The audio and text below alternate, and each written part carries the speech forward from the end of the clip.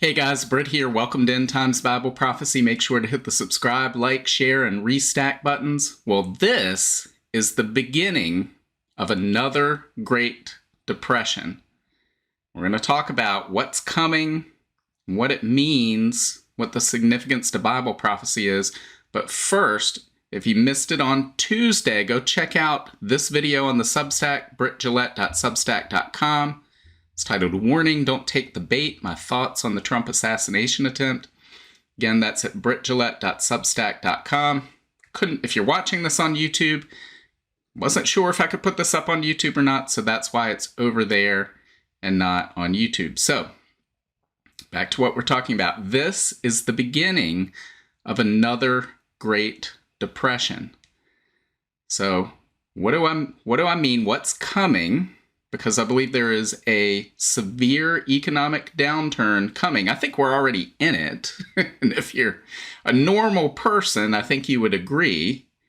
You know, the people in the media, they all have exorbitant salaries. They can afford their groceries, so they don't see this like the rest of us do, but they will in due time. They'll see it when the stock market has a downturn, when the real estate market has a downturn. But we're seeing it right now. Guys, when this is going to be severe, and this is ultimately, why is this significant to Bible prophecy? Ultimately, this is, I believe, how they're going to roll out the central bank digital currencies, digital IDs, tokenization of assets, as the solution to this problem that ultimately governments created. Because if we had a true free market, none of this would be happening. So, in order to understand why this is inevitable and why this downturn is coming, we need to understand our current monetary system. So let's take a look at this. This is from the Federal Reserve Bank of St. Louis. And this is all debt. You know, government debt, private debt, individuals, corporations, companies, whatever. So this shows pretty much this constant upward growth of debt straight up until the present day. And, well, what do we see here? Well, except for this little tiny bump here where it's sort of leveled off for a little while, right?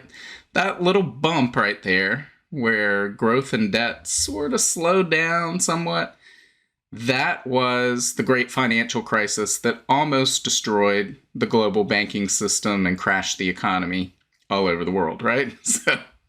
So that will tell you how important it is that debt continues to grow. We have a debt-based monetary system. What does that mean? Well, that means that exactly what it says. In order to function, debt needs to continually grow. It's like a Ponzi scheme. And again, with a Ponzi scheme, what do you need to do? You need to bring more and more people into the scheme. It needs to continue growing so that you can pay back the people at the beginning. If you don't, once it stops growing, you don't have the cash to pay off the other people, and everybody figures it out, and the whole thing falls apart. It's pretty much the same thing here, and that's why when the debt stopped growing back here, everything almost fell apart. If you still find it hard to understand why this needs to continue growing, let's think of it this way. Let's think if we had an economy with $0 in it. There's $0 in existence. Well, how do those dollars come into existence? Many people think, well, they run a printing press, and okay, well, they run a printing press, but how did the dollars get in circulation? Did they just hand them out on the street? It's not how it happens. Well, if you're politically connected, that's how it happens. But the overwhelming amount of currency and dollars are created by being lent into existence by the banking system. So when a loan is made, when debt is taken on, the new currency enters the system and the currency supply grows, and it must continuously grow in order to keep the house of cards from falling down, to keep the Ponzi scheme going. So think of it like this. Think if you had, again, $0 in an economy, and you wanted to take out a loan for $1 to purchase whatever it is you want to purchase. So you go to the bank, and they lend you $1. Now there's $1 in existence. But now they also want you to pay it back with interest. So you owe back, say, $1.05. But do you see the problem here? You owe $1.05 in an economy where only $1 exists. And once you pay back that dollar, we're back in an economy. Once you pay that principal back, we're back in an economy with $0, but you still owe 5 cents. So how do you get the 5 cents? Well, you can't, because it doesn't exist, and you go bankrupt. So how do they get around this problem? Well, pretty easily. The way that you get your 5 cents is I take out a loan for $1. Right? Now there's $2. So now you can pay back your dollar in principal, you can pay back your 5 cents, and there will still be 95 cents left over. The problem is, I still owe $1.05, and there's only 95 cents left. So do you see the problem here? They have to continuously be lending out money. More and more people, companies, governments have to take out more and more debt in order to keep the system going. Once that debt growth stops, as we see here in that chart, well, the whole economy comes to a screeching halt. That's when you see cascading bankruptcies and layoffs and unemployment. This is what happened during the Great Depression. It's what happened during the Great Financial Crisis, and they started printing to alleviate that. I believe that's what we're going to see happening right now. So are there any signs? Because we see this debt going straight up right to the present day. So this is data as of the end of the first quarter, so March 31st of this year. Are there any signs that we're getting to a point where this debt would stop growing? Because this whole system, the whole thing comes to a crashing end when people, companies, governments get to a point where they just can't take on any more debt. And once they can't take on any more debt, they don't. And this starts going the opposite way, and we get that crash.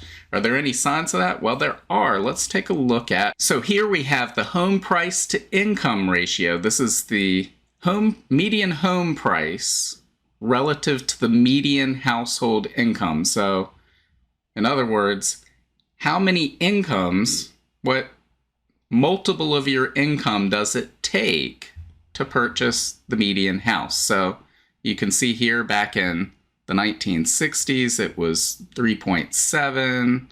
Go through the 1970s, it was around 4. Then we get to, say, the 1980s, it's still below 5. Right here in late 1990s, it's 4. Then we have the housing bubble, and it peaked around 6.8. Then it fell, crashed down to where we were back under 5. So still historically high, even the recent low in the last 20 years, what would have been a high over the previous decades. But look at where we stand now, guys, 7.7. So that's higher than we saw during the Great Financial Crisis, the housing bubble that preceded that. And so we should expect the same thing to occur. This is stretching out consumers to the point where housing becomes unaffordable. And if it's unaffordable, people won't buy it. And if people don't buy it, they're not going to take out debt. And so the currency supply will not grow. How about this right here? This is from Quartz. Car repossessions are surging, and it's not a great sign for the economy. Consumers are falling behind on their car payments, a trend which likely won't slow down with inflation, higher car prices, and higher interest rates. This says a big indication that we may be headed toward a severe economic downturn has been identified by Cox Automotive, as the overall number of car repossessions has increased by 23% over last year.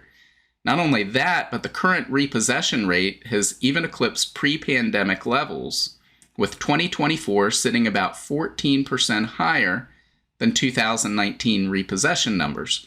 Consumers are falling behind on their car payments, a trend which likely won't slow down with inflation, higher car prices, and sky-high interest rates kicking American workers in the pocketbook.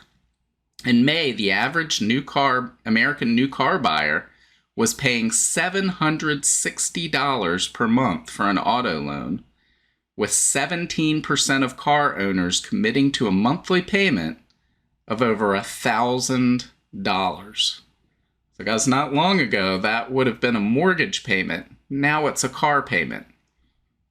And people are struggling under the weight of this debt, meaning how likely are they to take on more debt? How about this? This is credit card debt. So we see this was headed straight up until we got to the COVID lockdowns. Spending stopped. People got stimulus checks. They were able to pay that down until it started going back up again. So now we're at all-time highs in credit card debt, and we're seeing delinquencies on credit cards start to ramp back up. So that's telling us people are under strain. They're struggling to take on more debt to purchase houses, purchase cars, purchase pretty much anything where they're using their credit card. How about this? This is from the Federal Reserve of St. Louis as well. This is net saving as a percentage of gross national income. So out of all the goods and services produced, what percentage of that income that's generated is going into savings? And as we see here, this chart goes back to 1947, and there's only 3 times where it's negative on a quarterly basis. Over that entire time, we have the great financial crisis over here. We have a little blip right after the COVID lockdowns. And then we have, right now, since the first quarter of 2023, so almost a year and a half, it's been negative here. So again, that tells us that people are struggling with the debt load they have, which means they're not going to be taking on more debt. In fact, they may be soon defaulting on that debt, which actually shrinks the currency supply. And that's what's going to put us in a deflationary spiral akin to the Great Depression. How about this right here? U3 jobless rate triggers SOM rule. Recession ahead? Question mark, right? Well, yes, it is. In fact, I think we're already in one. We usually find that out long after the fact. It says in this morning's, and this is from earlier in the month, so July 5th, in this morning's U.S. Bureau of Labor Statistics data release, the U3 unemployment rate increased to 4.1% in June, rising by 0.1 of a percentage point above the forecast rate. And this is an interesting tidbit to understand right here, where they say the U3 rate measures the percentage of the civilian labor force that is jobless. So jobless, actively seeking work, and available to work, excluding discouraged workers and underemployed. So what does that mean? Well, it means politicians a long time ago figured out, hey, the higher the unemployment rate is, the more that hurts us. Maybe we can recalculate how we figure out those statistics. So if people have been looking for a job for a really long time and they can't find one, well, let's call them discouraged workers, and we'll just exclude them from the data.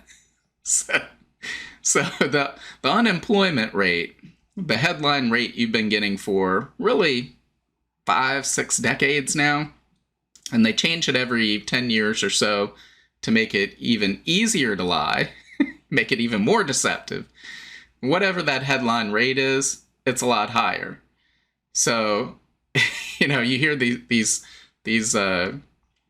statistics from the Great Depression. Well, unemployment was 25%, and then they'll go, well, it's nowhere near that now. It's 4.1. Well, no, it's more like 10, 11%, and it'll be much higher when you actually have the job layoffs come. So we did get somewhat close to that during the great financial crisis. We didn't get it as close as 25%, but You have to look at how they calculated things then, truthfully, versus how they calculate things now, deceptively. And then you get the actual truth. It says this uptick triggers the SOM rule, a real-time recession indicator suggesting that the U.S. economy is in or is nearing a recession. The SOM rule, developed by former Fed economist Claudia Sahm, is designed to identify the start of a recession using changes in the total unemployment rate. According to the rule, a recession is underway if the 3-month moving average of the national unemployment rate rises by 0.5% or more relative to its low during the previous 12 months. And so here we can look at, again, Federal Reserve of St. Louis data with that SOM rule. As you see, these little gray areas show where recessions occurred. And that 0.5%, if you magnify in closely, you'll see that when that is triggered, and as of June, that was 0.43. That's the latest data they have on this. But as that stated, on July 5th, it came out that it was 0.5%. So we're now above that, which means we're probably, in all likelihood, heading to one of these spikes that we see here, which means mass layoffs and the acknowledgement of the recession, depression we're already in. And again, I believe that is going to be as bad as the Great Depression, but not as long in duration. The Great Depression lasted a decade or more, depending on who you talk to. We're not looking at that. We're going to see a severe, terrible economic crisis that lasts probably 12 to 18 months at its worst. But they're going to print currency in order to increase that currency supply. When people are unwilling to take on debt, the only way they'll be able to increase that currency supply is by simply printing it and giving it away. So they'll have stimulus checks for your rent. People can't afford their rent, it's a crisis. Let's send them a check every month. Oh, people can't afford their groceries. Let's send them a stimulus check, and we'll send it every month. And they'll just start sending cash to everybody until they can increase that currency supply back into growth mode again. But the problem is, at that point, then you hit massive inflation, because then they go, well, now, the economy is going great again, but there's high inflation and people can't afford their groceries. So we need to double that grocery stimulus check, and we need to double that rent stimulus check, and they'll print more and more and more. Because if they don't, we go back to a shrinking currency supply that'll crash everything. The problem is, what they're going to do is going to head us into hyperinflation. On the other side of all of this, though, the hyperinflation is not coming in the immediate future. So what do we need to be looking at? We've noted before, we need to be looking at this yield curve. It's called the 2-year, 10-year spread. This number has been negative for 2 years. This is called an inverted yield curve when this number is negative, and it has a perfect track record of predicting recessions over the last 60 years, or however long the data goes back. The problem is it signals that recession once it goes back to uninverted. So once it goes positive again, and we've been watching this number for quite some time, once this goes positive, then that's when you need to batten down the hatches, so to speak, and be prepared for what's coming. And this has been moving up, upticking somewhat over the last few weeks from 0.47, now it's at 0.28, negative 0.28. But we can see the history of this. Again, these gray areas indicate where recessions and economic downturns took place. They only show us this data back to 1976. Don't ask me why. They have data going back farther than that, but for whatever reason, they hide it from time to time. But as you can see, here we have what was the previous longest inverted yield curve in the 1978 to 1980. That led to a recession. Then it uninverted, went back to inverted, uninverted. We had another recession. So you had this double recession. People who lived through that will tell you that was very severe. Then we had the 1980s. Again, we had a inverted yield curve here, followed by a recession. Inverted yield curve here, followed by a recession. Another one here. We barely touched on it right before the COVID lockdowns, but here we've been in an inverted yield curve since July of 2022. It's the longest period on record. Does that necessarily mean that when it goes back to being uninverted, that we have a more severe recession? Doesn't necessarily mean that. However, I think that is what's coming. Again, if it's as bad or worse than the Great Depression, that would be, well, as severe as we have on record. And guys, that is what's coming. The governments can't take on what we've seen over the past 20 years, as we've seen individuals take on debt that they couldn't handle. That got transferred to the banks when those people defaulted. Then the banks were bankrupt, so the governments bailed the banks out during the great financial crisis. And all that does is transfer that debt from the consumer to the banks to the governments. Now the governments are facing a debt crisis because they can't pay back the massive debt load they have. Here in the United States, that's $35 trillion with interest of over $1 trillion a year. That's out of control. It can't continue. And that's with what they claim is a low unemployment rate. What happens when we see that severe economic downturn and they need to issue all these transfer payments? Then the debt balloons up. Then investors demand a higher interest rate for that debt. And we have a big problem. So guys, this is coming. We need to be prepared for it. Again, we've talked about making sure you have a deep pantry, fill up with gasoline on Fridays, because when the banking system runs into a brick wall, they're going to shut it down for some amount of time, a week or two. That means all the credit's going to freeze up globally. And that means pretty much everything stops. It's going to be more severe of a work stoppage than we saw during the COVID lockdowns, because everything runs on credit. All the companies out there run on credit. And so the trucks will stop delivering things. So make sure that you are prepared for that. Again, that's not going to be a year-long thing. It's going to be probably a week or two, at most 3. I can't imagine it's much longer than that. Then things will start to pick up again. But if you're not prepared, if you don't have any food on hand or anything like that, that could be a time of panic for people. So prepare for yourself, but also prepare for others so that you can take care of other people and you can share the good news of Jesus Christ when you do that. So why am I talking about all of these things? Why do I constantly talk about what's happening in the economy? Well, because of the severity of the event that's coming, but also because of the solution that the government will roll out at the time, because they're waiting and ready to take advantage of this crisis. As we've seen, they've got all the CBDC, central bank digital currency. They've got all these programs in motion. Some places they've already rolled it out, but other places they're just waiting for the right opportunity to roll it out.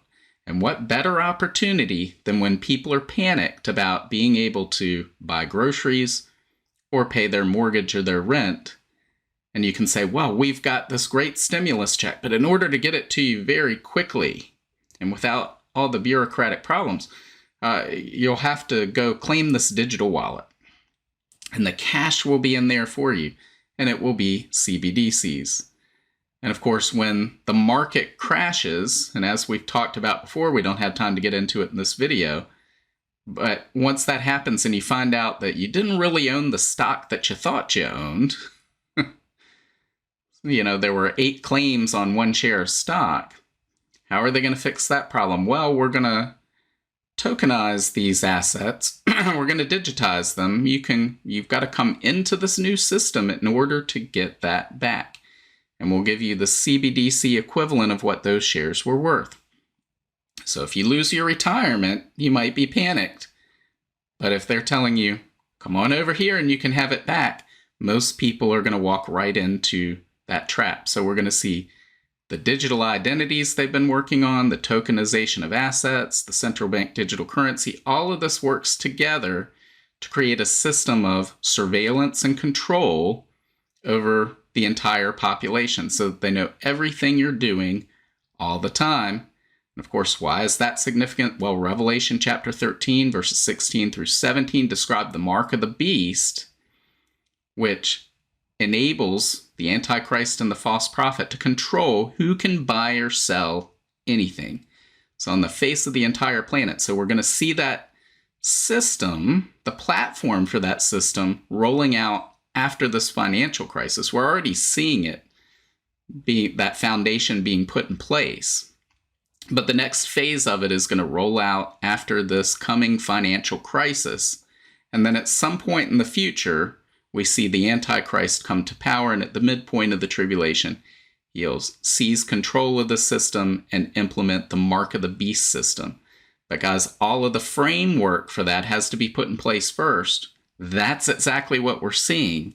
That's another sign that the times in which we live are the season of the Lord's return, because Jesus said, when you begin to see all these things take place, know that I'm right at the door. My return is near. We're seeing all the signs Jesus and the prophets spoke about. We haven't seen 100% fulfillment of all of them. We won't see that really until he returns at the end of the tribulation. That's when we'll see 100% fulfillment of all of those things he talked about. But we're seeing many things that previous generations of Christians couldn't point to a single one of those. And we're seeing those signs emerge in our time and converge in our time. And that tells us the return of Jesus is near. So you should have hope in that if you know Jesus. So what do you think? Leave your comments below. Let me know what you think. And God willing, I will see you on Monday. Bye. If you want to learn more about the end times and Bible prophecy, make sure to visit my Substack at brittgillette.substack.com. There you'll find my latest videos and articles, as well as notes, where I share the latest news headlines, the articles I'm reading, and the videos I'm watching. Subscribe for free, and each new post on Substack will be sent directly to your email. Just scroll to the bottom of the homepage and hit the subscribe button. As an added bonus, your first welcome email will include a link to a copy of my free ebook, 7 Signs of the End Times. Also, make sure to check out all of my books. Just look up Britt Gillette on Amazon, Barnes & Noble, Apple iBooks, Google Books, Kobo, or anywhere books are sold. Thanks for watching today, and until next time, keep your eyes fixed on Jesus, the author and perfecter of our faith.